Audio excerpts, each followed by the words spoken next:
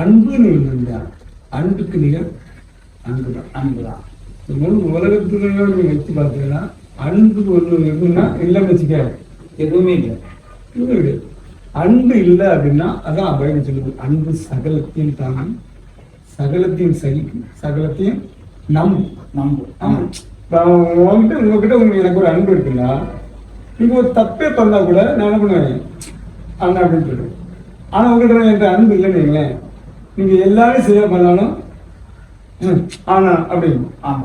ஒரு தாய் ஒரு குழந்தைய தப்பு பண்ணா கூட என்ன பண்ண அரவணைக்கிறாங்க. ஆமா.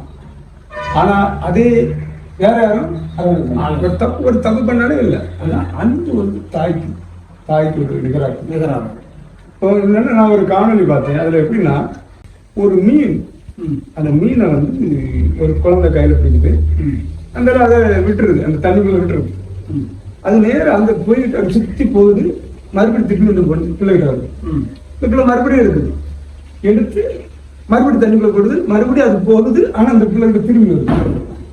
ஏன் அப்படின்னு பாத்தீங்கன்னா மீன் வாழக்கூடிய இடத்துக்கும் இந்த பிள்ளை இருக்கிற இடத்துக்கும் எந்த சம்மந்தமும் இல்லை. மீன் வாழக்கூடிய இடத்துக்கு அந்த பிள்ளை இருக்க முடியாது. அதே மாதிரி பூமியில அந்த மீன் ஒண்ணு வாழ முடியாது.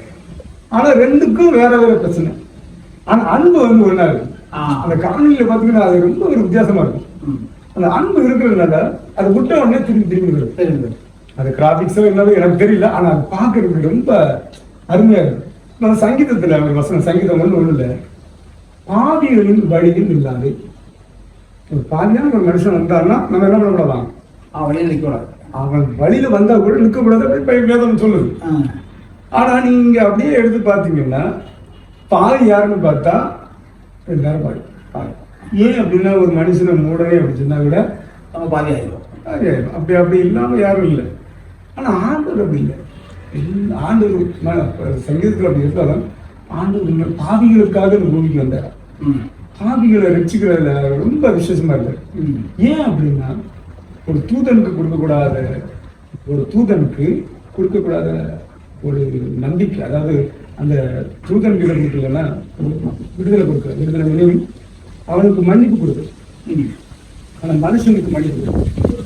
ஏன் அப்படின்னா மனுஷன் அவருக்கு இல்லை. நான் சொன்ன அவர் தாய் ஆனா தூதனுக்கு கொடுக்கல. இவருக்கு தூதனுக்கு பிரச்சனை இல்லைன்னா எனக்கு தரல, அவனுக்கு என்ன தப்பு பண்றான். ஆனா நம்ம அவன் தப்பு பண்றான், எவ்வளவோ தப்பு பண்றான். ஆனாலும் அவனுக்கு மன்னிப்பு கொடுக்குற 2 பேரும் எனக்கு தான். இதுல ரொம்ப பெரிய விஷயம்னா அவன் பாவம் நிருபத்துலதான் நினைச்சிருக்கான். நம்ம செஞ்சா நமக்கு மன்னிப்புக்கிறதுக்கு காரணம் என்ன, ஆண்டவர் நம்ம மேல வச்சுட்டு அன்பு. அந்த அன்பு இல்லைன்னா நீங்களே தான் நானும் எல்லாரும் சொல்லுவாங்க அப்படி இப்படின்னு சொன்னாங்க. பைபிள்ல அனுப்புவது விசேஷமானது அப்படிங்கிறத நம்ம படிக்கிறோம். வந்தாலும் நம்புவேன் மீட்பரை, யார் கைவிட்டார்